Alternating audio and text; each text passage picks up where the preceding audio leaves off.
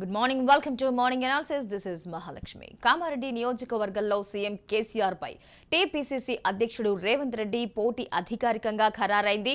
కామారెడ్డి కాంగ్రెస్ అభ్యర్థిగా పార్టీ అధిష్టానం ప్రకటించింది. 16 మంది అభ్యర్థులతో కూడిన మూడో విడత జాబితాను రాత్రి విడుదల చేసింది. నిజామాబాద్ అర్బన్ సీటును సీనియర్ లీడర్ షబ్బీర్ అలీకి పార్టీ కేటాయించింది. ఇక చెన్నూరు నుంచి జి వివేక్ వెంకటస్వామి పోటీ చేస్తున్నట్టుగా ప్రకటించింది. ఇక ఇదిలా ఉంటే సీఎం కేసీఆర్ మూడోసారి అధికార పీఠం కోసం ముందుకు సాగుతూ ఉన్నారు. అటు ప్రతిపక్షాలని విమర్శిస్తూ తమ ప్రభుత్వం చేసిన అభివృద్ధి గురించి కేసీఆర్ ఎన్నికల ప్రచారంలో జోరుగా ప్రచారం సాగిస్తూ ఉన్నారు. మరి ఓటు వేసే ముందు ఏ పార్టీ ఎలా అభివృద్ధి చేసిందనేది ఆలోచించి ఓటు వేయాలని ఆయన ప్రజలకు సూచిస్తూ ఉన్నారు. తొందరపడి మోసపోవద్దంటున్నారు. మరి బీజేపీ జాతీయ ప్రధాన కార్యదర్శి బండి సంజయ్ ముఖ్యమంత్రి రేసులో ఉన్నారంటూ ఆ పార్టీ నేత మురళీధర్ రావు ఆసక్తికర వ్యాఖ్యలు చేశారు. ఇక సోమవారం ఆయన మీడియాతో మాట్లాడుతూ బండి సంజయ్ సీఎం రేసులో ఉన్నారని వ్యాఖ్యానించారు. మరి ముఖ్యమంత్రి రేసులో ఉన్నారు కాబట్టే అధ్యక్ష పదవి నుంచి తొలగించారన్నారు. కేంద్ర మంత్రి, ప్రస్తుత రాష్ట్ర అధ్యక్షుడు కిషన్ రెడ్డి మాత్రం ముఖ్యమంత్రి రేసులో లేరన్నారు. అందుకే ఆయనకు అధ్యక్ష బాధ్యతలు ఇచ్చినట్టుగా చెప్తూ ఉన్నారు. మరి తెలంగాణలో బీజేపీ ఖచ్చితంగా అధికారంలోకి వస్తుంది అంటున్నారు. మరి కోమటిరెడ్డి రాజగోపాల్ రెడ్డి మళ్లీ బీజేపీలోకి రావచ్చు అనే షాకింగ్ కమెంట్స్ కూడా వినిపిస్తూ ఉన్నాయి. రైట్, ఏది ఏమైనా ఇక మార్నింగ్ అనాలిసిస్ కి సంబంధించి ఈ రోజు మనతో పాటు పార్టిసిపేట్ చేస్తున్న వారిలో సునీత రెడ్డి గారు బీజేపీ నుంచి మొట్టమొదటిగా పార్టిసిపేట్ చేస్తున్నారు. గుడ్ మార్నింగ్ అండి, welcome to morning analysis. Good morning madam. Sunitha Reddy గారు, బీజేపీలో మార్పులు చేర్పులు ఇంకా కరెక్ట్ గా ఒక 20 రోజులు కూడా ఎలక్షన్స్ లేవు. ఈ నేపథ్యంలో అసలు ఏమనుకోవాలంటే అటు నుంచి ఇటు, ఇటు నుంచి అటు పార్టీలో మారుతున్న వాళ్ళకి ఒక క్లారిటీ కానీ స్ట్రాటజీ కానీ ఏం లేదంటారా? సో అండ్ మీ నేతలు చేస్తున్నట్టుగా కూడా సీఎం అధ్యక్ష రేసులో బండి సంజయ్ ఉన్నారన్న వ్యాఖ్యల్ని ఏ విధంగా రిసీవ్ చేసుకోవాలి? మేడం గుడ్ మార్నింగ్ అండి. చెప్పండి. రాజ్ న్యూస్ ప్రేక్షకులందరికీ గుడ్ మార్నింగ్. ఇప్పుడు మనకు ఎలక్షన్లు స్టార్ట్ అయినాక అన్ని పార్టీలకు కామన్గానే ఉంటుంది. ఎందుకు అంటే ఆశావాహులు వీటి నుంచి అటు, వాటి నుంచి ఇటు, టికెట్లు వచ్చిన వాళ్ళు ఇటు, టికెట్ రాకుంటే ఇంకో పార్టీ, అన్ని గోడదుక్కులు మనం చూస్తూనే ఉన్నాం. అన్ని పార్టీలు ఇది ఫేస్ చేస్తూనే ఉన్నాయి. కాంగ్రెస్ నుంచి మా పార్టీలకు, మా పార్టీల నుంచి కాంగ్రెస్లకు, మా పార్టీల నుంచి బీఆర్ఎస్లకు, బీఆర్ఎస్ నుంచి మా పార్టీలకు, ఇలా ఈ ఎలక్షన్ అయిపోయే ఈ 10వ తారీఖు అయిపోయే వరకు ఇలా జరుగుతూనే ఉంటుంది. ఇది వెరీ కామన్. ఇది మనము పెద్దగా పట్టించుకోవాల్సిన అవసరం లేదు. ఎందుకంటే వాళ్ళ అవకాశాన్ని బట్టి ఎవరెవరి అవకాశాలు వాళ్ళు తీసుకుంటారు. ఎలక్షన్లలో గెలవడము, ఓడడము అనే ఒక ఆలోచనలు, అవకాశాలు తీసుకుంటారు. ఇక బీసీ ముఖ్యమంత్రి ఎవరు అనే దాని మీద మా పార్టీ ఆల్రెడీ ఒక యాక్షన్ ప్లాన్ తీసుకుంది. మా పార్టీ ఆల్రెడీ ఒక స్టేట్మెంట్ ఇచ్చింది. మా అమిత్ షా గారు, కేంద్ర మంత్రి గారు చెప్పారు ఏమని, మేము తెలంగాణలో బీసీకి ముఖ్యమంత్రి ఇస్తున్నాం అని ప్రకటించేశారు.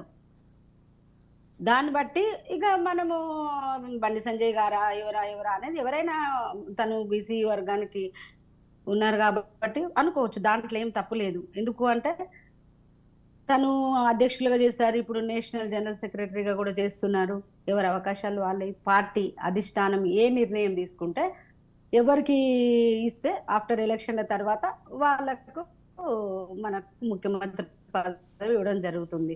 ఎందుకు అంటే మా నేషనల్ హోం శాఖ మంత్రి అమిత్ షా గారు ప్రకటించడం జరిగింది. ఈ రాష్ట్రంలో ఇప్పటి వరకు మనకు ఆంధ్రప్రదేశ్ ఉన్నప్పుడు కానివ్వండి, ఇప్పుడున్న తెలంగాణ కానివ్వండి, ఇప్పటి వరకు బీసీలకు న్యాయం జరగలేదు. బీసీ ముఖ్యమంత్రి రాలేదు. బీసీల ఆత్మగౌరవం కోసం, బీసీల కోసం, 54% జనాభా ఉన్న బీసీల కోసం ఇప్పటి వరకు ఆ అవకాశం ఇవ్వలేదు. కాబట్టి మా పార్టీ నుంచి ఖచ్చితంగా ఆ అవకాశం ఇస్తున్నాం అని చెప్పడం జరిగింది. కాబట్టి ఈరోజు ప్రధానమంత్రి గారు కూడా వస్తున్నారు. అది కూడా బీసీ ఆత్మగౌరవ సభకే వస్తున్నారు వారు. కాబట్టి ఖచ్చితంగా ఈ రాష్ట్రంలో బీసీల అండతో, దళితుల అండతో, ఇక్కడ ఏదైతే మన తెలంగాణ ప్రభుత్వం ఏవేవైతే పథకాలు ప్రజలకు ఇస్తానని ఇవ్వలేదో, అన్ని రంగాలలో ఏ విధంగా ఫెయిల్ అయ్యిందో, నిరుద్యోగులకు నిరుద్యోగ భృతి ఇస్తానని చెప్పి, దళితులకు ముఖ్యమంత్రి ఇస్తా, దళితులకు 3 ఎకరాల భూమి ఇస్తానని చెప్పేసి, దళిత బంధు ఇస్తానని చెప్పేసి, ఆ బంధు కాస్త వాళ్ళ ఎమ్మెల్యేల బంధుగా మారిపోయిన సంగతి మనకు తెలిసిందే. గిరిజన బంధు అని ఎంతమందికి ఇచ్చిండ్రో గిరిజన సోదరులను అడగాల్సిందే. ఇక బీసీ బంధు అయితే అసలు ఇక చెప్పాల్సిన అవసరం లేదు. ₹1,00,000 ఇస్తున్నాము అని చెప్తున్నారు కానీ ఎవరికి ఇస్తున్నారో తెలియదు. ఒకవేళ ఇచ్చినా కూడా అక్కడ 30% కరప్షన్ తోని స్వయంగా ముఖ్యమంత్రి గారే చెప్తున్నారు బీసీలకు ఎంత అన్యాయం జరుగుతుంది మన రాష్ట్రంలో. బీసీల బంధు అని పెట్టేసి బీసీల ఓట్లు కొట్టేయడానికి ఏ విధంగా నడుస్తున్నది అనేది మనం చూస్తూనే ఉన్నాం. కాబట్టి ఖచ్చితంగా ఈ రాష్ట్ర ప్రజలు బీసీ వర్గాలు కానివ్వండి, మహిళలు కానివ్వండి, ఈడబ్ల్యూఎస్ వర్గాలు కానివ్వండి, ఏదైతే 2 బెడ్రూమ్లు ఎంతో మంది ఆశ పెట్టుకొని 2 బెడ్రూమ్స్ ఇస్తానని ఆశ పెట్టి ఓట్లు వేయించుకున్న వాళ్ళు కానీ వాళ్ళందరూ ఇప్పుడు మా వెనక ఉన్నారు. ఖచ్చితంగా బీజేపీని గెలిపిస్తారు కాబట్టి మాలో అందరికీ ఇప్పుడు బీసీ వర్గాలలో మేము సీఎం అవుతామనే ఆశ కంపల్సరీ ఉంటుంది. ఎందుకు అంటే మా ప్రజాస్వామ్యయుతంగా పరిపాలన చేసే ఒకే ఒక్క పార్టీ ఇవాళ బీజేపీ పార్టీ. ఎందుకు అంటే ఒక ఛాయ్ వాలానే మనం ప్రధానమంత్రిగా చేసాం కాబట్టి ప్రతి ఒక్కరము మనము ముఖ్యమంత్రి కాగలము. ఎక్కడ అది కూడా భారతీయ జనతా పార్టీలోనే అవకాశం ఉంది కాబట్టి సంజయ్ గారు ఆలోచించవచ్చు, లక్ష్మణ్ గారు ఆలోచించవచ్చు, ఈటెల గారు ఆలోచించవచ్చు, ఇంకెవరైనా కూడా ఆలోచించవచ్చు. అందరికీ అవకాశాలు ఉన్నాయి. సునీత గారు, అంటే కేంద్ర స్థాయిలో చక్రం తిప్పగలిగిన బీజేపీ పార్టీకి తెలంగాణలో పోటీ చేయడానికి సంబంధించి ఎందుకు జనసేన పొత్తుతో ముందుకు వెళ్లాలనే యోచన చేసింది? ఎప్పటి నుంచో అంటే జనసేన సపోర్ట్ చేస్తుంది, ఓకే, కానీ ఆ సపోర్ట్ అనేది ప్రచారానికి మాత్రమే కాకుండా సీట్ల షేరింగ్ వరకు ఎందుకు వెళ్ళిందంటారు? ఇప్పుడు జనసేన పార్టీ మాకు 2014 నుంచి మాకు ఎన్డీఏలో భాగస్వామిగా కొనసాగుతూ ఉంది. మాకు మన జిహెచ్ఎంసీ ఎలక్షన్లలో కూడా వాళ్ళ సంఘీభావం చెప్పడం జరిగింది. వాళ్ళు కాంటెస్ట్ చేయకున్నా కూడా మాకు ఓట్లప్పుడు మాకు హెల్ప్ చేయడం జరిగింది. మేము వాళ్ళ సహకారం తీసుకొని ముందుకెళ్ళడం జరిగింది. మాకు మొదటి నుంచి ఒక మన ఒక విధానమైన ఒక పార్టీలో ఉన్నాం కాబట్టి మేము ఖచ్చితంగా వాళ్ళ సహాయం అర్థించాము. వాళ్ళు ఏమన్నారు, సీట్లు కూడా కావాలి, మా వాళ్ళని కూడా మేము పోటీ చేస్తున్నాం అన్నప్పుడు అలయన్స్లో వెళ్ళడం జరుగుతూ ఉంది. ఇప్పుడు కొత్తగా ఏమీ మేము అలయన్స్లోకి వెళ్ళట్లేదు. ఖచ్చితంగా ఇంత ముందు నుంచే మేము అలయన్స్లో ఉన్నాము, ఇప్పుడు కూడా అలయన్స్లో వెళ్తున్నాము. వాళ్ళు అడిగిన సీట్లు మేము ఇవ్వగలిగిన సీట్లు మేము ఫ్రెండ్లీ పార్టీగా మేము ముందుకెళ్ళడం జరుగుతాము. కానీ వాళ్ళకి సీట్లు షేర్ చేయటం వల్ల మీ దగ్గరలో అంటే బీజేపీలో అసంతృప్తి ఎవరు ఇది కాలేదంటారా? ఎందుకంటే బీజేపీకి ఒక స్ట్రాంగ్ అదేంటి కార్యకర్తల వర్గం ఎప్పటికీ ఉంటుంది. ఈ నేపథ్యంలో అంటే ఎక్స్పెక్ట్ చేసిన నేతల నుంచి కొంత అసంతృప్తి ఇప్పుడు ఎలక్షన్స్ దగ్గర మూమెంట్లో మీకు ఎఫెక్ట్ పడదంటారా? ఖచ్చితంగా ఉంటుంది మేడం. ఎందుకు అంటే ఇప్పుడు మనకు కొన్ని నియోజకవర్గాలు దాదాపు 8 నుంచి 10 నియోజకవర్గాలు వాళ్ళకి ఇద్దామనే ఒక అలయన్స్లో భాగంగా ఇద్దరు అనుకోవడం జరిగింది. అదే నియోజకవర్గాలలో ఎప్పటి నుంచో మా బీజేపీ కార్యకర్తలు పనిచేస్తూ వాళ్ళకు ఆశావాహులు ఉండే ఆశలు పెట్టుకొని ఉన్న వాళ్ళు ఖచ్చితంగా ఉంటారు. వాళ్ళకు ఆశ నిరాశ అవుతుంది కాబట్టి ఖచ్చితంగా పార్టీని అడుగుతారు. అది తప్పేం కాదు. ఎందుకు అంటే ప్రతి కార్యకర్త ఎలక్షన్లలో పోటీ చేసి గెలవాలనే ఉద్దేశంతోనే రాజకీయ పార్టీలలోకి వస్తారు.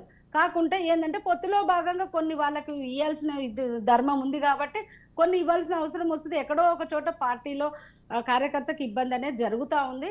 కానీ కేంద్ర పార్టీ ఆలోచించి ఏది క్షేమం పార్టీకి ఏది కరెక్ట్ కాదు అనేది మన కేంద్ర పార్టీ నిర్ణయం తీసుకుంటుంది. దానికి అనుకూలంగా మనం వెళ్లాల్సిన అవసరం ఉంటుంది. రైట్ అండి. మనతో పాటు పార్టిసిపేట్ చేస్తున్నారు కాంగ్రెస్ స్పోక్స్ పర్సన్ సంధ్యారెడ్డి గారు. గుడ్ మార్నింగ్ అండి సంధ్య గారు, welcome to morning analysis. Good morning అండి. గుడ్ మార్నింగ్ సంధ్య గారు. పోటాపోటీగా ప్రచార హోరు సాగుతూ ఉంది. కంప్లీట్ గా బీఆర్ఎస్ అధినేత ఎక్కడ అధికారం మిస్ అయిపోతుందోనని కాంగ్రెస్ ని చాలా భారీగా టార్గెట్ చేసినట్టుగా తెలుస్తోంది. నేతల మీద విమర్శనాస్త్రాలు మామూలుగా సంధించట్లేదు. రైట్, నిన్న చేసిన వ్యాఖ్యలు ఒక్కసారి మనం చూసుకుంటే తుమ్మ ముళ్ళు కావాలా పువ్వాడ పువ్వులు కావాలా అంటూ ఆయన చేసిన వ్యాఖ్యల్ని మీరు ఎలా రిసీవ్ చేసుకుంటున్నారు? అఫ్ కోర్స్ తుమ్మల గారు కూడా కౌంటర్ వేశారనుకోండి. ఇప్పుడు కేసీఆర్ మాటలు ఎవడన్నా నమ్ముతాడండి? ఆయన అన్నంత ఆయన తెలీదా? ఇప్పుడు తెలంగాణ ప్రజలందరూ తెలుసు ఎప్పటి నుంచి మోసం చేస్తున్నాడు, ప్రజలను ఎట్లా మోసం చేస్తాడు. ఈ నియోజకవర్గానికి వస్తాడు, ఈ నియోజకవర్గంలో ఉన్న సమస్యలను మొత్తం నేనే చేస్తా, మీరు ఇప్పుడు గెలిపిరి వచ్చి కూర్చేసుకొని కూర్చుంటా అంటాడు. అంత తెలిసిందే కదా. అసలు ఆయన విషయం అంటే అంతకుముందు మీ టీఆర్ఎస్ లో ఉన్నప్పుడు తుమ్మల మరి ఒక మొద్దు తుమ్మలని మీకు తెలీదా? అంటే మీ దాంట్లో నుంచి బయటికి పోతే వాళ్ళు ఎలా ఉంటుందండి, వాళ్ళ దగ్గర ఉన్నప్పుడు వాళ్ళు బంగారం అన్నమాట. ఇక బయటికి పోతే ఇత్తడి అసలు దేనికి పనికిరాదనమాట. పువ్వాడ గురించి అంత బాగా చెప్పుకుంటున్నావు కదా, అక్కడ పోయి చూడండి, కాకరిచ్చి గాండిచ్చి మొహాల మీద ఉంచుతుండు. వాడు ఇంటింటికి పోయేసి ప్రచార పథకాల గురించి పోయి బీఆర్ఎస్ కి ఓటేయమని చెప్పేస్తే, ఇడ్లీ బండోనండి, నేను ఇప్పుడు ఖమ్మం పార్లమెంట్ ఇన్ఛార్జ్ ఉన్నాను కాబట్టి, ఇడ్లీ బండోని మొదలు పెడితే చాయ్ బండోడు కూడా వదలకుండా అట్లా కకృతిపడి వాళ్ళు డబ్బులు తీసుకున్న ఉన్నాయి.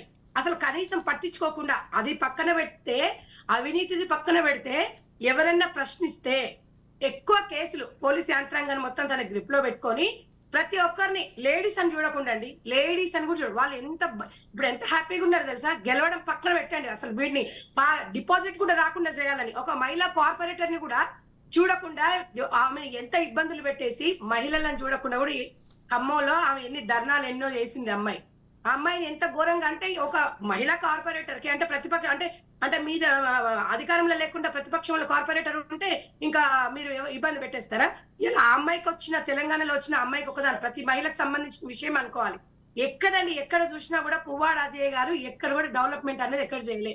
కరప్షన్స్ 5 లక్షలు ఏదైనా మీరు కాంట్రాక్ట్ ఉండని వాళ్ళ దగ్గర కరప్షన్స్. ప్రశ్నిస్తే ఒక్కొక్క మనిషి మీద 50 కేసులు.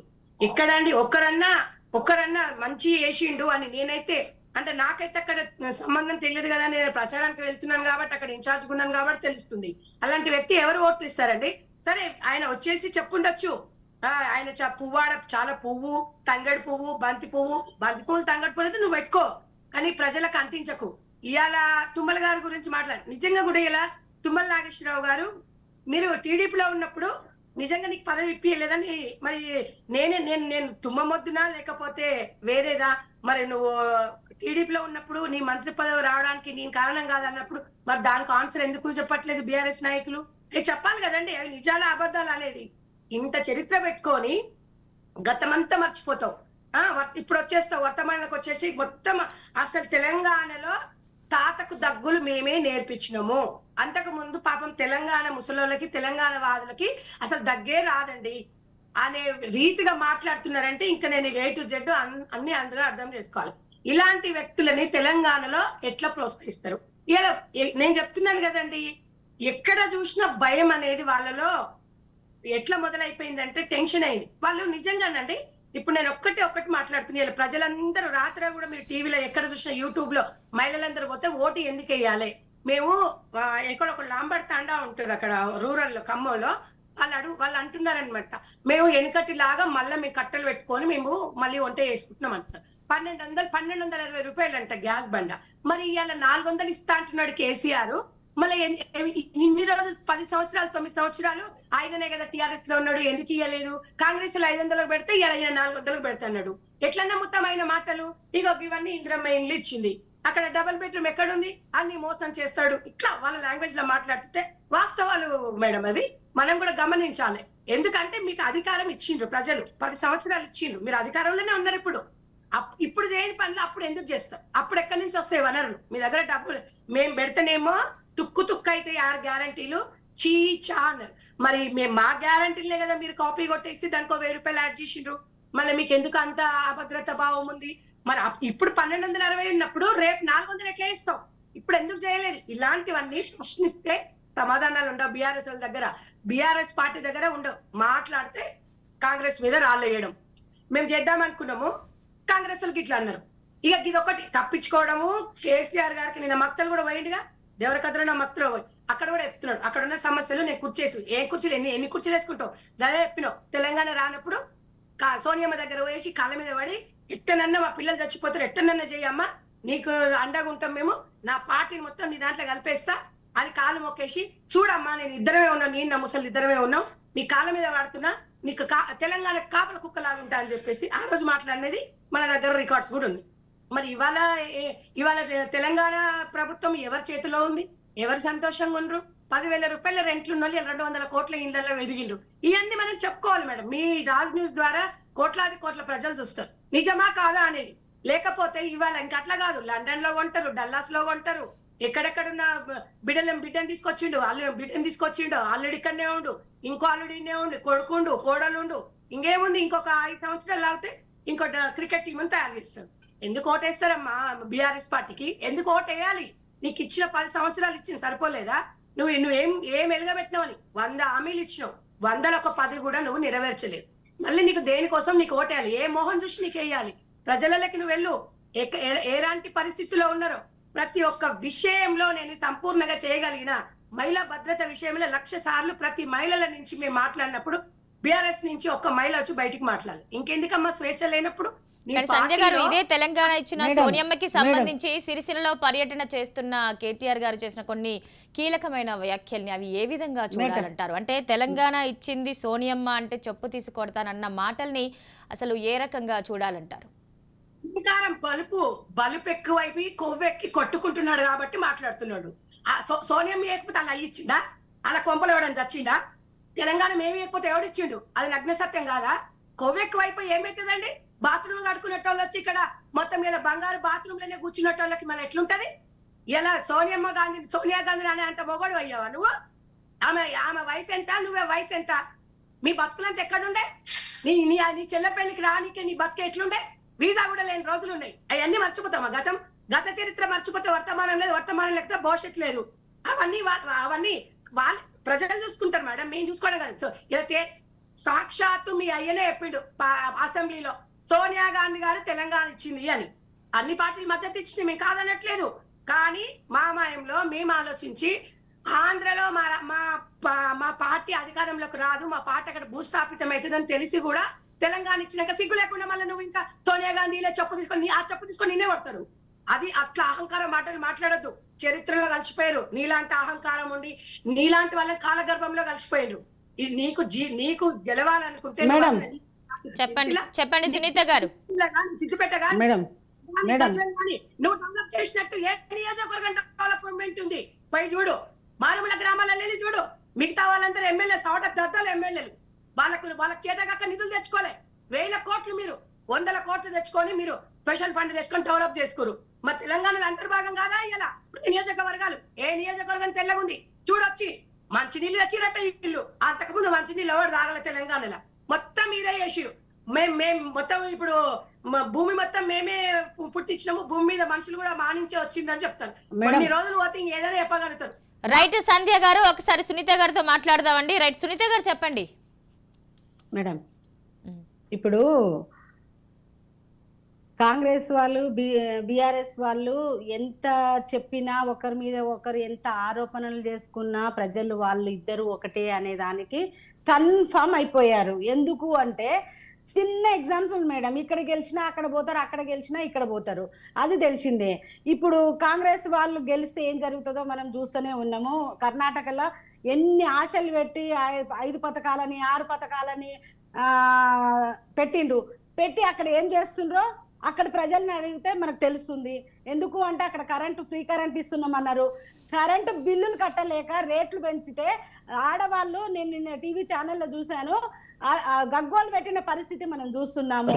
అక్కడ కరెంటే ఇవ్వలేని పరిస్థితి వాళ్ళు స్వయంగా వాళ్ళ మినిస్టర్ జార్జ్ గారే చెప్పడం చూస్తున్నాము. 100 కోట్ల రూపాయలు ఏ విధంగా రియాల్టర్ల దగ్గర వసూలు చేసి మన తెలంగాణ ఎలక్షన్ల కోసం పంపడానికి మూటలు కట్టి పెట్టినరో మనం చూసినాము. ఈ విధంగా ఇప్పుడు ఛత్తీస్గఢ్లో వాళ్ళకు పదవులు ఇస్తే వాళ్ళను ముఖ్యమంత్రులుగా ప్రజలు ఎన్నుకుంటే వాళ్ళు పదవులలోకి వచ్చినాక ఏం చేస్తారో నిన్న ఛత్తీస్గఢ్ ముఖ్యమంత్రి గారు ఏ విధంగా కుంభకోణంలో 508 కోట్ల రూపాయలతో కుంభకోణంలో బయటపడ్డ పరిస్థితి మనం చూసాము. కాంగ్రెస్ ని పొరపాటుగా గెలిపిస్తే ఏం జరుగుతుందో ఇన్నేళ్ల చరిత్రలో తెలంగాణ ప్రజలకు తెలుసు. పంచభూతాలని వీళ్ళు మొత్తము కరప్షన్ చేస్తారు. అన్ని భూమిని, గాలిని, నీరుని అన్నిటిని కరప్షన్ చేస్తారు. జలయజ్ఞాన్ని ధనయజ్ఞముగా చేస్తారు. వీళ్ళు ఇచ్చిన మాట మీద నిలబడరు. ఏ దానికైనా సిద్ధము. ఇక ముఖ్యమంత్రులు ఒకవేళ పొరపాటుగా గెలిచినా ముఖ్యమంత్రులు ఒక 30 మంది ముఖ్యమంత్రులు లైన్లో ఉంటారు. రెండోది ఏంటంటే మేడం, అసలు వీళ్ళకు ఓటేసి గెలిపిస్తే వీళ్ళ పార్టీలనే ఉండరు. వీళ్ళ పార్టీల నుంచి ఏ విధంగా మొత్తం ఎమ్మెల్యేలు కట్టుకొని పోయి బీఆర్ఎస్ పార్టీలో జాయిన్ అయిన నోరు మీద పని పరిస్థితి వీళ్ళ పరిస్థితి అది మేడం. ఇక మనము బీఆర్ఎస్కి వస్తే మేడం, వాళ్ళు పెద్ద కన్ఫ్యూజన్ లో ఉన్నారు మేడం. పెద్ద కన్ఫ్యూజన్. ఎందుకు అంటే అసలు వాళ్ళకి ఇప్పుడు ఒకటి అర్థం కాని పరిస్థితి ఏముందంటే, మాది ప్రాంతీయ పార్టీనా జాతీయ పార్టీనా అని కూడా తేల్చుకోలేని పరిస్థితులలో ఉన్నారు. ఎందుకు అంటే ముఖ్యమంత్రి గారు వచ్చేసి మీరు దీవించండి, నేను భారతదేశం మొత్తం తిరుగుతా, అన్ని రాష్ట్రాలలో పోటీ చేస్తా, నేను మన మీ దీవెన కావాలి, ఎప్పుడు వాళ్ళే చక్రం తిప్పుతారో మనం కూడా చక్రం తిప్పాలి అని చెప్పేసి ఒక బీఆర్ఎస్ పార్టీని పెట్టి తెలంగాణ వాదాన్ని వదిలిపెట్టి పక్క రాష్ట్రాలలో పోయి పార్టీ 600 కార్లు వేసుకొని పోయి పక్క రాష్ట్రాలలో మీటింగులు పెట్టి పార్టీ ఆఫీసులు ఓపెన్ చేసి ఈ రోజు ఏం మాట్లాడుతున్నారంటే ఢిల్లీ వాళ్ళు వస్తున్నారు, ఢిల్లీ వాళ్ళ చేతుల్లో గులాంలం కావాలా, వాళ్ళకు మనం బానిసలుగా పనిచేయాలా అంటే మరి మీరు ఏ పార్టీ? అసలు మీ జాతీయ పార్ట, మీది ప్రాంతీయ పార్ట? ఇంకా రెండో విషయానికి వస్తే మేడం, మన నర్సంపేటలో ఇంకొకటి గ్రేట్ కామెంట్ ఏంటంటే కేసీఆర్ గారికి తెలిసిపోయింది మేము ఓడిపోతున్నాము అనేది. ఎందుకంటే ఆయన ప్రజల్ని బెదిరిస్తున్నాడు, మీకు కనపడుతుంది కదా. మీరు నాకు ఓటేయకుంటే పోయి ఫామ్ హౌస్లో వండుకుంటే నాకేం పోయేది లేదు, మీరు ఓటేసి నన్ను గెలిపించుకోవాలి, నన్ను కాపాడుకోవాల్సిన ధర్మం మీకున్నది, మీరు వేయలేదనుకోండి నేను పోయి రెస్ట్ తీసుకుంటా అని అంటున్నారంటే ఎంత వాళ్ళు ఏ విధమైన భయాందోళనలో ఉన్నారో మనకు అర్థమవుతున్నది. మళ్ళీ నిన్నటికి నిన్న ఇంకో విషయం మేడం, మేము ఇన్ని పథకాలు ఇస్తున్నాం మీకు, ఈ పథకాలు ఏవి రేపు వచ్చే పార్టీలు ఇవ్వవు, ఈ పార్టీలన్నీ తీసేస్తారు, కాబట్టి మమ్మల్ని గెలిపించుకుంటేనే ఈ పథకాలు కంటిన్యూ చేస్తాము అని అంటున్నారు. దాని విషయంలోనే వీళ్ళు ఏదైనా దళిత బంధు ఇచ్చింది మేడం, ఒక్కరికి ఇచ్చేసి 100 మందికి ఇస్తామని చెప్పి అప్లికేషన్ తీసుకొని అడగొస్తున్నారు. గిరిజన బంధు అన్నారు, ఒక్కరికి ఇచ్చి ఒక ఊర్లో ఒక్కరికి ఇచ్చి ఇగో వాళ్ళకి 10 లక్షలు వచ్చినాయి మీకు కూడా వస్తుంది అని ఒక బూచిలాగా చూపించారు. అదే 2 బెడ్రూమ్ హౌసెస్ ఎన్ని లక్షల అప్లికేషన్స్ వచ్చినాయి మేడం, ఎన్ని 2 బెడ్రూమ్లు కట్టేసిండ్రు, అత్తొస్తేడు ఉంటుంది, అల్లుడొస్తేడు ఉంటాడు, మేకేడు ఉంటుంది, గొర్రెడు ఉంటుంది, బర్రెడు ఉంటుంది అని చెప్పిండు. అది మరి ఇవాళ ఇన్నేళ్ళు అవుతుంది, 10-9 ఏళ్ల కాలం గడిచిపోయింది. మరి ఎన్ని బెడ్రూమ్లు కట్టిండ్రు? ఊరికి ఒక బెడ్రూమ్ కట్టడం, వాళ్ళ కార్యకర్తలకు ఇవ్వడము, వాళ్ళకు అది చూపించేసి మేము రేపు వచ్చినాక మళ్ళీ ఇవి ఇస్తాం మీకు అని ఆశ పెట్టడము. ఈ విధంగా ఆశ పెట్టి రేపు వచ్చి ఈ స్కీములు మీకు రావు, మేము వస్తే తీసేస్తామని. ఏ గవర్నమెంట్ అయినా అంత ముందున్న గవర్నమెంట్ పెట్టిన స్కీములన్నీ తీసేసి చూసినామా మేడం?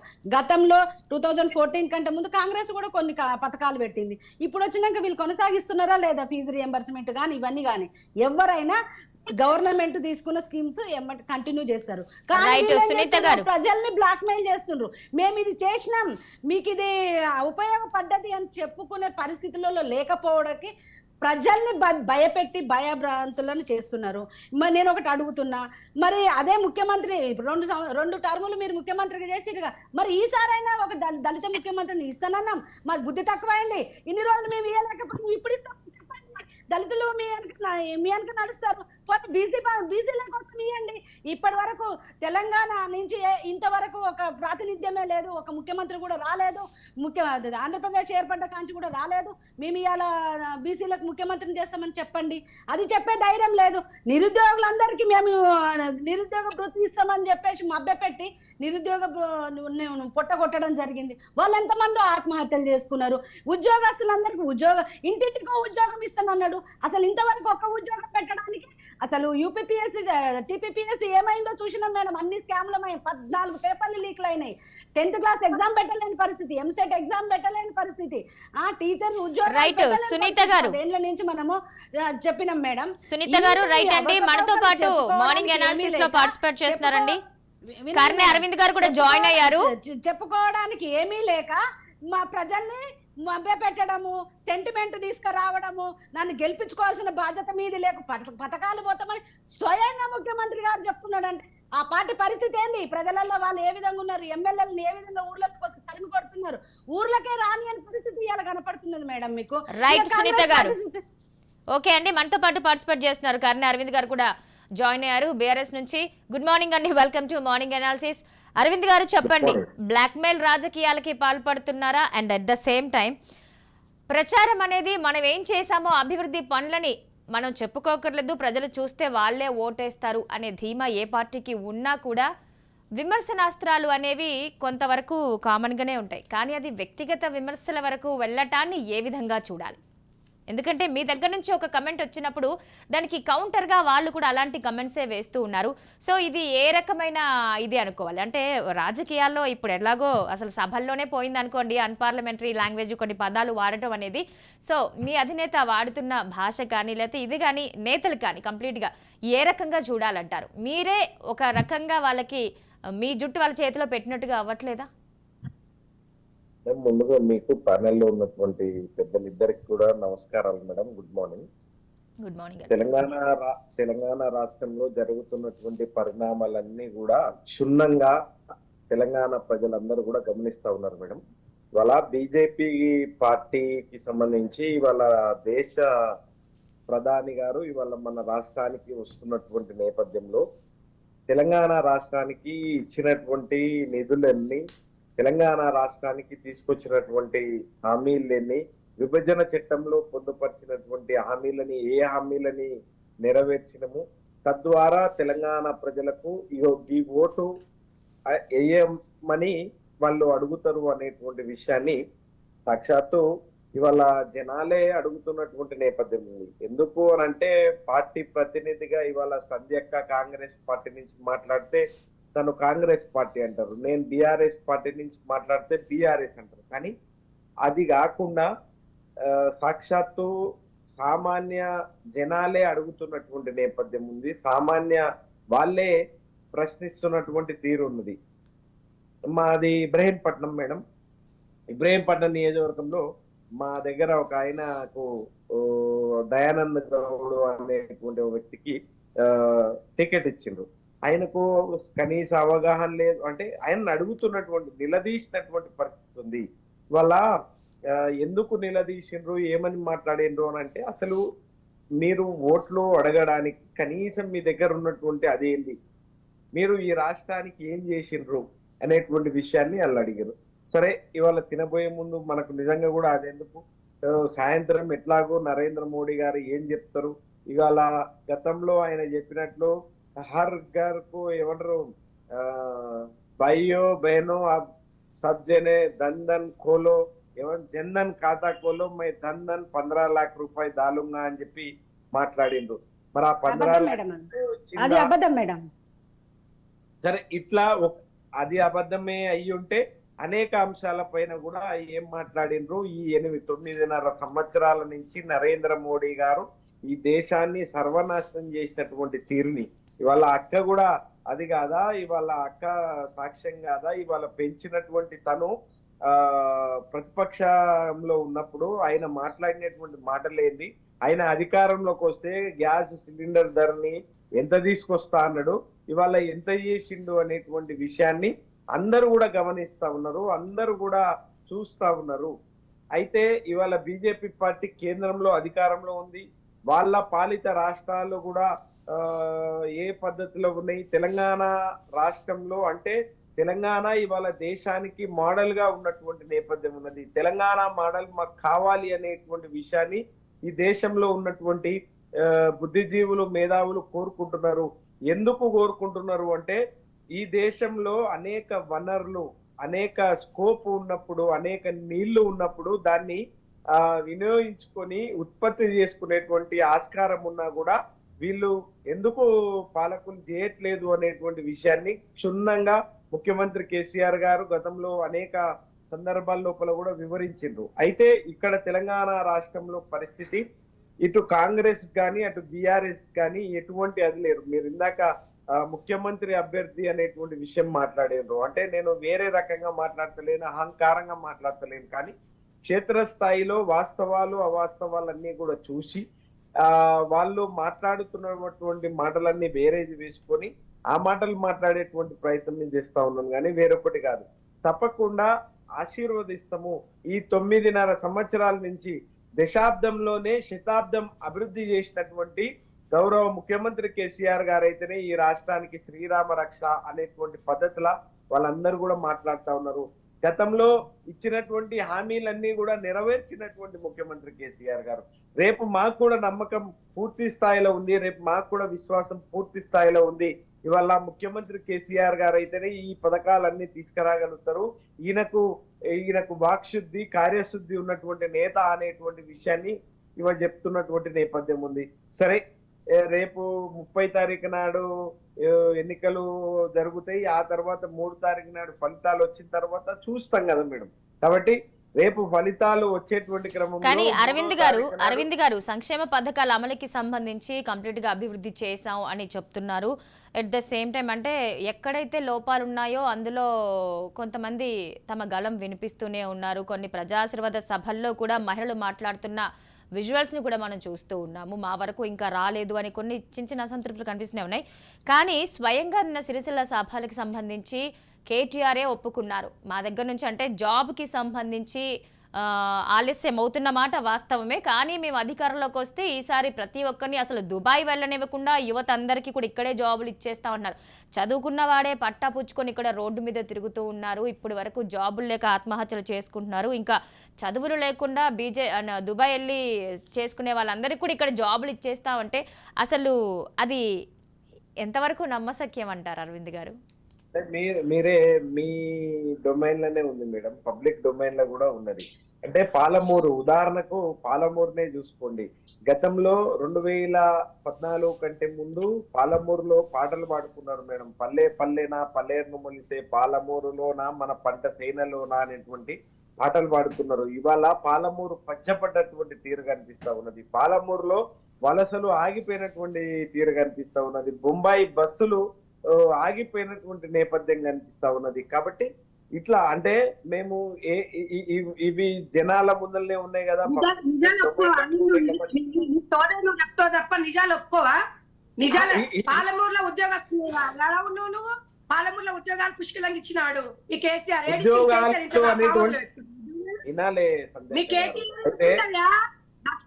ఉద్యోగాలు వేస్తామని ఇంతకుముందు ఏం బీకిరు, మరి ఇప్పుడేం బీకుదామనుకుంటారు? మీకు ఇట్లనే సమాధానం అడగాలి, ఇట్లనే మీ లాంగ్వేజ్ లో అడగాలి. స్మూత్ గా నువ్వు స్క్రిప్ట్ ఇయ్యంగానే మంచిగా స్క్రిప్ట్ ను ప్రిపేర్ అవుతావు, మంచిగా చదువుతా ఉంటావు. నీకు రాష్ట్రంలో అది కాంగ్రెస్ వాళ్ళు మాట్లాడతారు, టిఆర్ఎస్ వాళ్ళు మాట్లాడతారు. స్క్రిప్ట్ కాదు, కనీసం ప్రిపేర్ కూడా కాదు.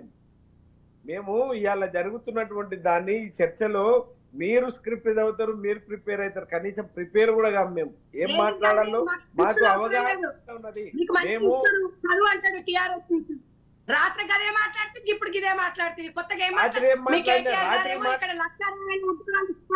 ఆయన అంటాడు పాలమూరు జిల్లా నాది, నాకు తెలుసు నా పాలమూరు జిల్లాలో ఏ వలసలు ఆగిపోయినాయి, ఎంత మందికి ఉద్యోగాలు ఇచ్చిరో, ఏమిచ్చిరయ్యా? అన్ని విషయాలు తెలుసు సంధ్యక్క, అన్ని విషయాలు తెలుసు సంధ్యక్క. ఎందుకు మీరు అది అవుతారు? ఉట్టిగానే అది కావడం ద్వారా ఏం ఉపయోగం లేదక్క. రేపు మీ పాలమూరులో ఎంతమంది గెలిచి వస్తారో కూడా చూడు రాదు రక్క. ఎందుకు ఇవన్నీ మాట్లాడడం ద్వారా, ఇంత అహంకారంగా మాట్లాడడం ద్వారా కాబట్టి మేడం, అయితే మాకు నమ్మకం మాత్రం విశ్వాసం మాకెందుకు ఉంది అనంటే, మాకు మోచేతుల బలం ఉంటే మొండి కొడవలు కూడా తెగుతుంది. కాబట్టి మాకు సంపూర్ణ విశ్వాసం ఉంది. మూడోసారి హ్యాట్రిక్ ముఖ్యమంత్రి కేసీఆర్ గారు అవుతారు. దాంట్లో ఎట్లాంటి అనుమానం ఎవరికి లేదు, ఉండాల్సినటువంటి అవసరం కూడా లేదు. ఎందుకు కూడా లేదు అంటే, ఇప్పటి వరకు మేము ఏ కార్యక్రమాలు అయితే చేస్తున్నామో ఆ కార్యక్రమాలని జనాలకు వివరించి మాకు ఓట్లేయండ్రి అనేటువంటి విషయాన్ని జనాలని అడుగుతాం. లేకపోతే అల్టిమేట్ గా జనమే కదా అంతిమ న్యాయ నిర్ణేతలు. వాళ్ళు ఎవరిని నిర్ణయించి అధికారంలోకి ఎవరిని ఆశీర్వదిస్తే వాళ్ళు వస్తారు. దాంట్లో మీరు చేసినటువంటి కార్యక్రమం ఏంది, బీజేపీ చేసినటువంటి కార్యక్రమం ఏంది, బీఆర్ఎస్ చేసినటువంటి కార్యక్రమం. సునీత గారు మీ వర్షన్ వినిపిద్దరు. ఒక్క నిమిషం అండి, అరవింద్ గారు చెప్పండి. ఒక్కటే నిమిషం మేడం, చెప్పండి. ఇప్పుడు బ్రదర్ ఏమన్నాడు, నిధులు ఇవ్వలేదు, అది ఇవ్వలేదు, ఇది ఇవ్వలేదని మా పార్టీ మీద కామెంట్ చేసిండు, మా ప్రభుత్వం మీద కామెంట్ చేసిండు. 9 లక్షల రూపాయలు తెలంగాణ ప్రభుత్వానికి కేంద్రం నుంచి నిధులు వచ్చినాయి. దానికి ఆల్ పార్టీ మీటింగ్ పెట్టి మా కేంద్ర మంత్రివర్యులు కిషన్ రెడ్డి గారు పవర్ పాయింట్ ప్రజెంటేషన్ ఇచ్చారు. విత్ మీ విలేకరులతో, మీ అన్ని ఛానల్స్ వాళ్ళని పిలిచారు, పేపర్ల వాళ్ళని పిలిచారు, అన్ని పార్టీల వాళ్ళని కూడా పిలిచారు. ఆ రోజు బీఆర్ఎస్ పార్టీ వాళ్ళు రాలేదండి. మేము సవాల్ విసిరాం, వీటిలలో ఏది తక్కువ అయిందో చెప్పండి, మేము సవాల్ విసిరాం. సవాలుకు వీళ్ళు ముందుకు రాలేదు. రెండవది మేడం, ఇప్పుడు వారు ఏమంటున్నారు, సిలిండర్ 400 తగ్గిస్తున్నాము, 400 రూపాయలకు సిలిండర్ ఇస్తున్నామని చెప్పిండ్రు. ఓకే, మంచిది, వెళ్ళండి, గుడ్, కాదని ఎవరు అంటలేరు. మేము పెట్రోల్ రేట్లు పెరిగినప్పుడు 10 రూపాయలు కేంద్ర ప్రభుత్వం తగ్గించినప్పుడు అన్ని రాష్ట్రాలు 10 రూపాయలు తగ్గించుకున్నాయి. కేంద్ర ప్రభుత్వం 10 రూపాయలు తగ్గిస్తే రాష్ట్ర ప్రభుత్వాలు కూడా వాళ్ళకు తోచినంత 7 రూపాయల నుంచి 10 రూపాయల వరకు తగ్గించుకున్నాయి. మొన్న 200 రూపాయలు కేంద్ర ప్రభుత్వం గ్యాస్ సిలిండర్ ధర తగ్గించినప్పుడు 100 రూపాయలు కూడా తగ్గించలేదు రాష్ట్ర ప్రభుత్వము.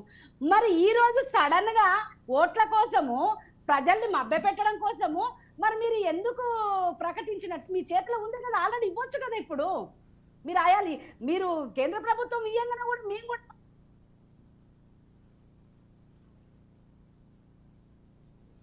రైట్. ఆడియో మ్యూట్ లో ఉందండి సునీత గారు. ఇదంతా ఓన్లీ 3 టైమ్స్ ఇచ్చారు దానికి. బోగస్ అండి, ఇదంతా బోగస్. అన్ని మాయ మాటలు చెప్పడమే గానీ ఇది చేసేది లేదు అనేది మనకు అర్థమవుతుంది. రైట్ సునీత గారు, కేంద్ర ప్రభుత్వం చెప్పండి. సంధ్య గారు చెప్పండి. ఇంకొకటి మేడం, ఇప్పుడు ఇబ్రహీంపట్నం గురించి, దీని గురించి మాట్లాడాను. నేను మహేశ్వరం నియోజకవర్గంలో ఉన్నాను. కాంగ్రెస్ పార్టీ నుంచి గెలిచిన సబితా ఇంద్రారెడ్డి గారు టిఆర్ఎస్ పార్టీలో చేరి డెవలప్మెంట్ చేపిస్తాను, డెవలప్మెంట్ కార్యక్రమాలు చేపిస్తాను కాబట్టి నేను బీఆర్ఎస్ లో చేరుతున్నానని చేరిపోయి ఇప్పటి వరకు ఒక 2 బెడ్రూమ్ ఇల్లు ఇవ్వకపోగా అటు మీర్పేట జర్పల్లిలో కొన్ని 2 బెడ్రూమ్లు ప్రకటించినప్పుడు అన్ని వాళ్ళ కార్యకర్తలు ఇచ్చిన సందర్భం మనం చూసాము. ఇప్పుడు ఆమె కనీసం కాలనీలలో పోయే పరిస్థితి లేదు, గ్రామాలలో పోతే బహిష్కరిస్తున్నారు. మరి దీనికి సమాధానం చెప్పరా? ఏ డెవలప్మెంట్ గురించి చెప్తున్నారు? భూ కబ్జాల గురించి చెప్తున్నారా? ఇసుక కబ్జాల గురించి చెప్తున్నావా? మద్యం సిండికేట్ల గురించి చెప్తున్నారా? మీరు దేని గురించి చెప్తున్నారు? ఏ విధమైన డెవలప్మెంట్ కోసం అడుగుతున్నా నేను. రైట్ సునీత గారు. కాంగ్రెస్ పార్టీ ఓకే అండి. సంధ్యారెడ్డి గారు చెప్పండి. సంధ్యారెడ్డి గారు, సునీత గారు చెప్పండి. సంధ్య చెప్పండి. ఇప్పుడు ఇందాక సునీత గారు చెప్పారు కాంగ్రెస్ పార్టీ బీఆర్ఎస్ పార్టీ ఒకటట. నవ్వుతారు ఆ మాట అనకండి. ఎందుకు అంటే ఇవాళ స్వయంగా బీజేపీ నుంచి బయటికి వచ్చిన వాళ్ళు, అంటే కాంగ్రెస్ లో నుంచి బీఆర్ఎస్ పార్టీలోకి పోయిన, బీజేపీలోకి పోయిన వాళ్ళు ఇప్పుడు బయటకు వచ్చిన వాళ్ళు స్వయంగా వాళ్ళే చెప్తున్నారు. ఎందుకు వచ్చినారు అంటే, మేము కేసీఆర్ ని ఓడించడానికి బీజేపీ పార్టీలోకి పోతే బీజేపీ కవితను కేసు నుంచి రక్షించింది, అందుకని న్యాయం చేయలేడు, బీఆర్ఎస్ బీజేపీ 2 ఒకటే అని స్వయాన వాళ్ళు చెప్పిండ్రు. ఇంతకన్నా ఎక్కువ ఇంకేమైనా ఉంటుందమ్మా? నవ్వుతారమ్మా. మేడం మీరు నోటికి ఏదో మాట్లాడకండి. ఇదే వినండి, ఏదైనా న్యాయస్థానం పరిధిలో మీరు మాట్లాడినప్పుడు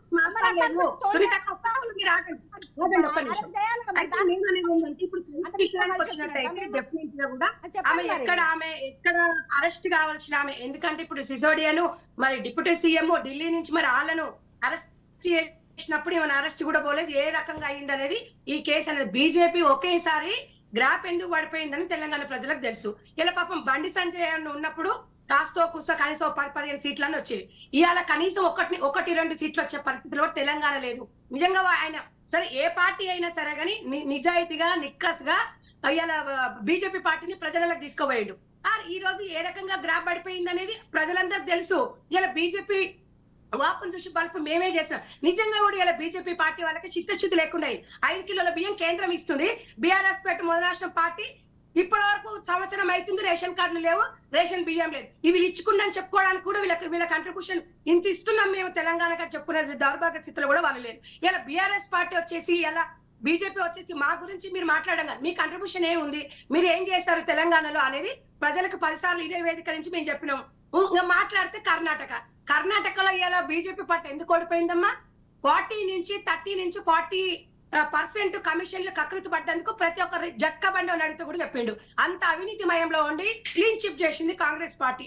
అయిపోయిన చరిత్ర గురించి ఇక కర్ణాటకలో అదయింది, కర్ణాటకలో ఇదయింది, ఇంకా బీజేపీ వాళ్ళకి అది తప్ప ఇంకేమి దొరకదు. ఆ భయం పట్టుకుంది. ఒకటి నేననేది ఏంటంటే ఈ రోజు తాడు బొంగరం లేని పార్టీ జనసేనతోని పొట్టు పెట్టుకున్నప్పుడు తెలంగాణలో అక్కడే అర్థమైపోయింది. ఏముంది, వాళ్ళకి ఏమైనా కార్యవర్గం ఉందా, వాళ్ళకి ఏమన్నా వాళ్ళకి ఇంతకుముందు ఏమైనా ప్రత్యక్షంగా ఎలక్షన్లు ఏమైనా ఆంధ్రాలో వాళ్ళు పోరాడారు. పవన్ కళ్యాణ్ గారు డెఫినెట్ గా జగన్ గారితో పోరాడు. కానీ తెలంగాణలో అంత సీను సీతారాలు ఇక్కడ లేవు. కానీ అట్లని జనసేన పార్టీని అవమానించట్లేదు.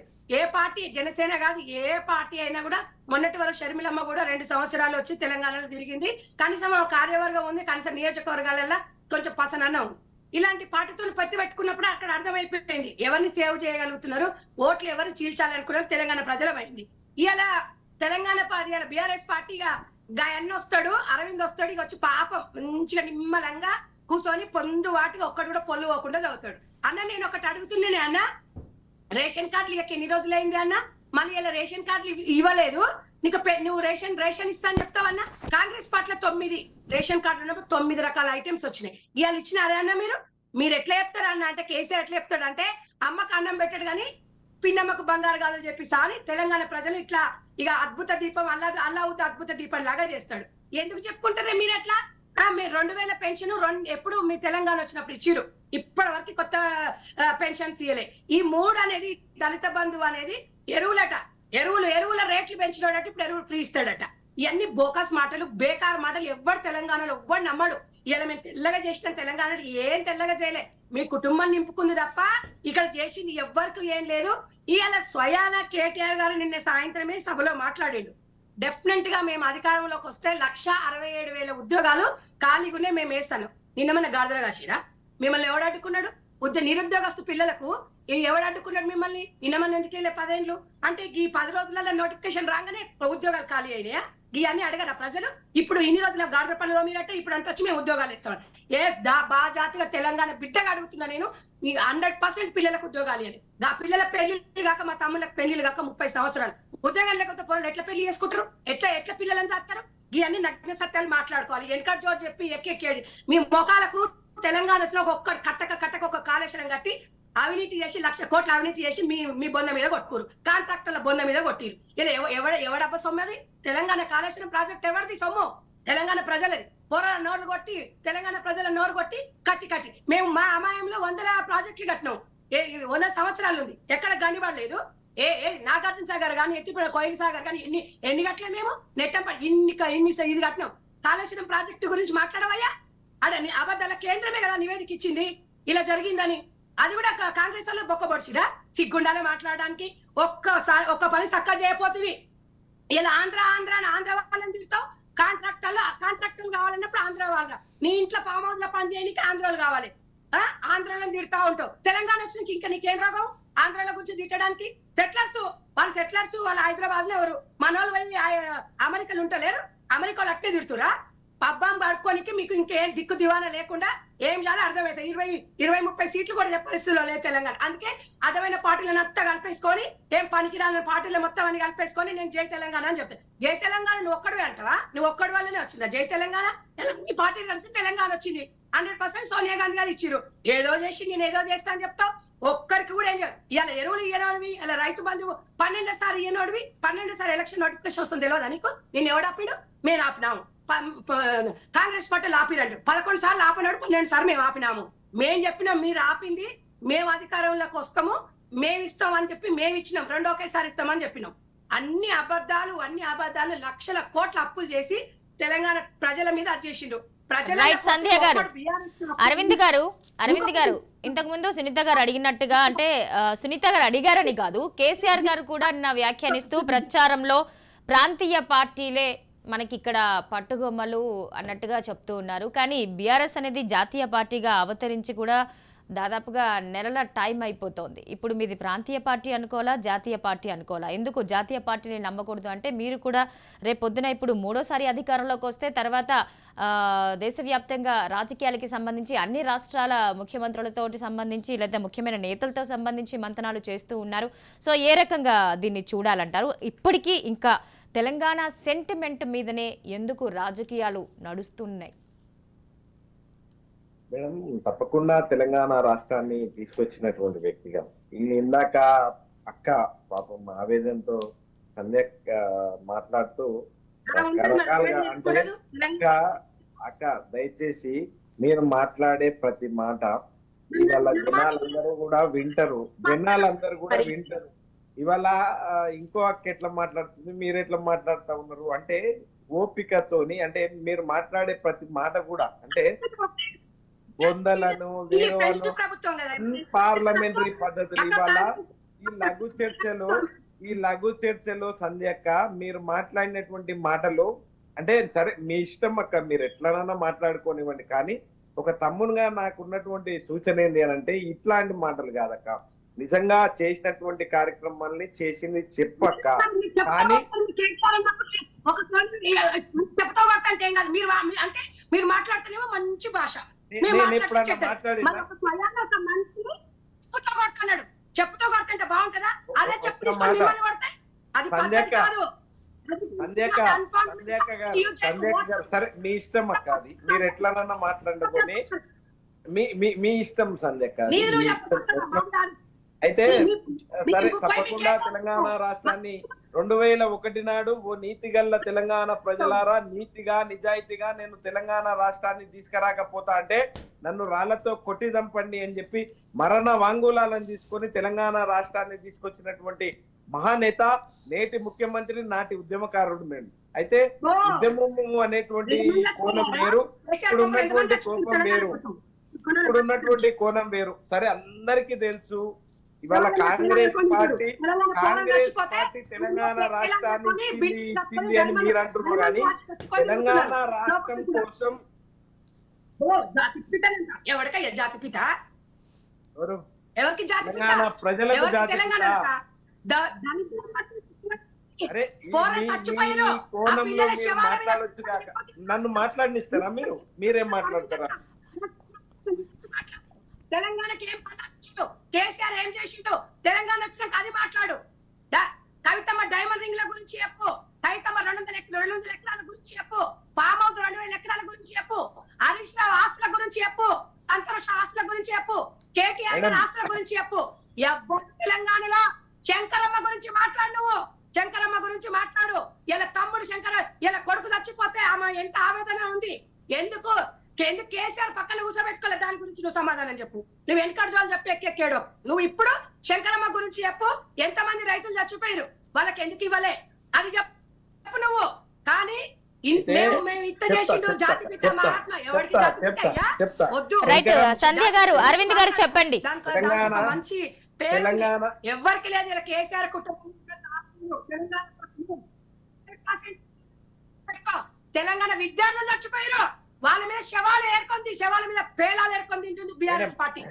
రైట్ సంధ్య గారు ఉద్యమం చేసిన ఉద్యమ నాయకులు ఎవరున్నారు? ఎత్తుకొని పోయారు. మీరా మాట్లాడేది తెలంగాణ. ఓకే సంధ్య గారు, మీ వర్షన్ మీరు చెప్పారు కదా, ఒకసారి అరవింద్ గారిని ఆన్సర్ చెప్పనివ్వండి. చెప్పండి అరవింద్ గారు. అయితే మేడం, అక్క సంధ్యక్కకు శంకరమ్మ గారి పైన అంటే ప్రతిసారి ప్రతి డిబేట్ లో వారి గురించి మాట్లాడుతుంది. సరే తెలంగాణ తొలి తెలంగాణ మీరు వినాలి కదా. సంధ్య గారు లెట్ హిమ్ ఫినిష్. సంధ్య గారు అభిమానం, ఎలా ఒక కొడుకు చచ్చిపోతే ఒక తల్లి ఆవేదన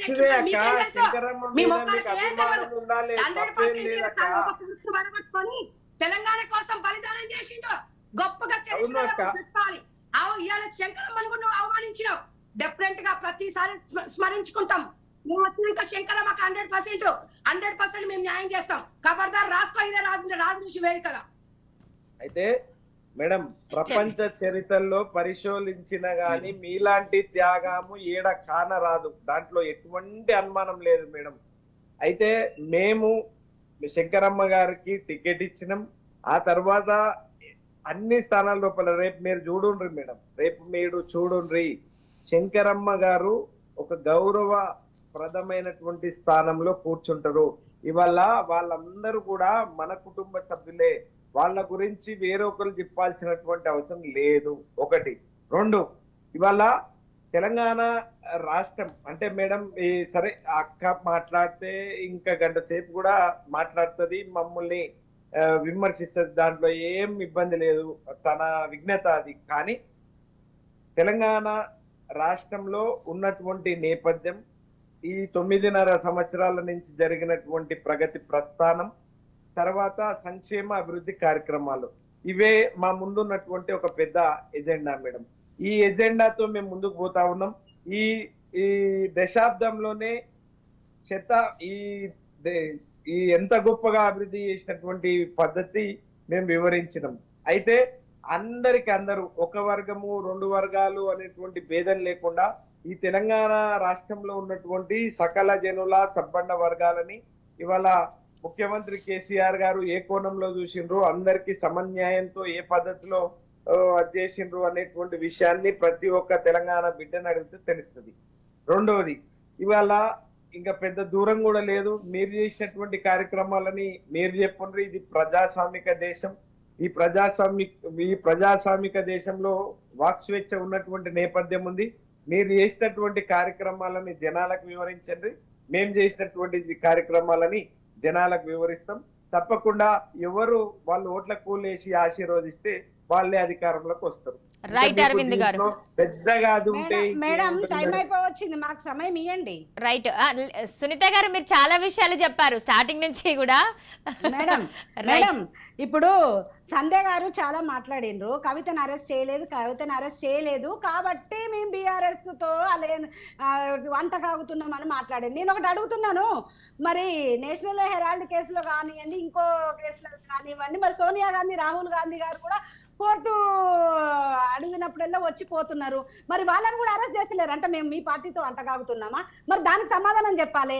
మరి అది నేనేమంటున్నా, రేవంత్ రెడ్డి గారు 50 లక్షలు మేడం మీరు మధ్యలో కనిపించుకోవద్దు. సంధ్య గారు మీరు నేను రైట్ సునీత గారు మాత్రం కరెక్ట్ కాదు. నేను మాట్లాడేటప్పుడు చేయొద్దు దయచేసి. మీరు ఎంతసేపు మాట్లాడినా నేను క్రాస్ చేయలేదు. మీరు లోడ మధ్యలోకి రాకండి, మీరు మధ్యలోకి రావద్దు. మీరు మాట్లాడినప్పుడు రాలేదు, నేను మాట్లాడినప్పుడు నువ్వు క్రాస్ టాక్ చేయకు ప్లీజ్. క్రాస్ టాక్ చేయొద్దు. బీఆర్ఎస్ పార్టీ కాంగ్రెస్ పార్టీ ఒకే కాను ముక్కలు అని చెప్పడానికి 100 ఉదాహరణలు చెప్తా మేడం. రేవంత్ రెడ్డి గారు 50 లక్షల రూపాయలతోటి పట్టుబడ్డప్పుడు ఏం చెప్పింది కేసీఆర్ గారు? రైట్ సునీత గారు, ఓకే అండి. వినండి, ఏ భగవంతుడు కూడా వచ్చి రేవంత్ రెడ్డిని కాపాడలేడు, జైల్లో పెట్టేస్తాం మేమని చెప్పిండు. మరి ఇప్పటి వరకు ఎందుకు ఛార్జ్ షీట్ కూడా మీరు చేయలేని పరిస్థితి ఉంది కనీసం 6 సంవత్సరాల నుంచి? ఇంకో విషయం మేడం, నేను క్రాస్ టాక్ చేయను, నేను చెప్తున్నా ముందు క్రాస్ టాక్ లేదు. నువ్వు 100 మాట్లాడితే నేను మాట్లాడడం నేర్చుకోండి ఫస్ట్. మీరు డిబేట్ చేసేటప్పుడు గౌరవించడం నేర్చుకోండి. మీరు మాట్లాడినప్పుడు నేను మాట్లాడలేదు, నువ్వు ఎన్ని మాట్లాడినా కూడా మీరు కూడా మాట్లాడదు, అది గౌరవం. మీరు నిలబెట్టుకోండి. ఉత్తమ్ కుమార్ రెడ్డి డిక్కీలో అన్ని కోట్ల రూపాయలు దొరికితే ఒక్క కేసు కూడా ఫైల్ కాలేదు. ఎందుకు కాలేదు? అదే కోమటిరెడ్డి గారు మా గాంధీ భవన్ నుంచి ప్రగతి భవన్ కు అండర్ కరెంట్ నడుస్తుందని చెప్పినప్పుడు మీరేం చేసిండ్రు? జానారెడ్డి గారు వచ్చేసి మేము బీఆర్ఎస్ తో రైట్ సునీత గారు, సంధ్య గారు, ఇంకా ఒకరి విషయాలు ఒకరు తీసుకున్నప్పుడు కౌంటర్ అటాక్ జరుగుతూనే ఉంటుంది, ఇది ఇంకా ఎండ్ కాదండి. రైట్ సునీత గారు, థ్యాంక్ యూ సో మచ్ అండి. సునీత గారు అండ్ సంధ్యారెడ్డి గారు, అరవింద్ గారు మార్నింగ్ అనాలిసిస్ లో మాతో పాటు పార్టిసిపేట్ చేసినందుకు. రైట్, ఇది వాళ్ళ మార్నింగ్